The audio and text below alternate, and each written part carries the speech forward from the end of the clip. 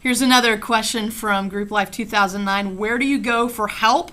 There's a big difference between gossiping and getting help. That was one of the points I just very briefly touched on in the talk. And I think there are a couple dimensions to this question. One is the gossip versus getting help thing. There are always moments in our lives where we need help as a leader. We're facing a situation we don't know how to handle.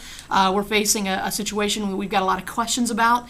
The place that you don't want to go is to another member in the group and just talk about it amongst you, or to just kind of ignore the situation other than just you want to talk about what happened in group last week.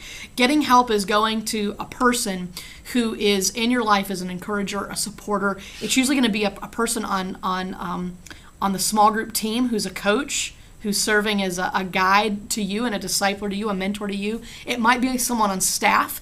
It might be the small group pastor or community coordinator or a counseling pastor. Those most communities, in most churches, there's kind of a line of authority or line for getting help, where you can go when you have questions that go beyond your ability to navigate them on an individual level as a leader. So that's where you go for help.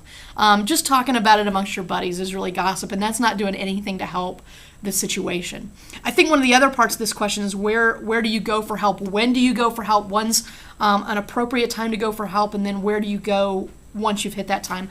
I think anytime that you as a leader feel like you are in over your head is a good time to go for help. If you've got someone in your group that has confessed something or is struggling with something that becomes bigger than your ability to handle that or to navigate that, that's when you go for help. I think it's important to remember that your role is to be a facilitator of community, to be a disciple maker. It's not to be a professional counselor.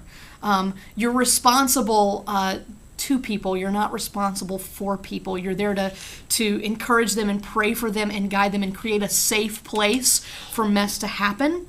But when you are feeling overwhelmed, that's a good time to go get help. Another good time to get help is when one person's individual issues have begun to take over the group.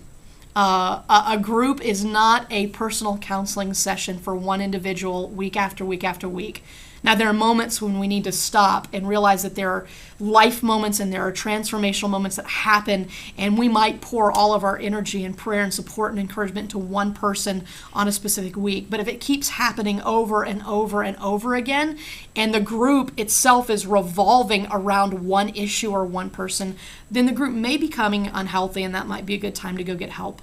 So where do we go? I would go to a pastor, I'd go to a coach, go to someone that is doing life and community with you, is a couple steps ahead of where you're at, and is charged with helping you become the best leader you can be.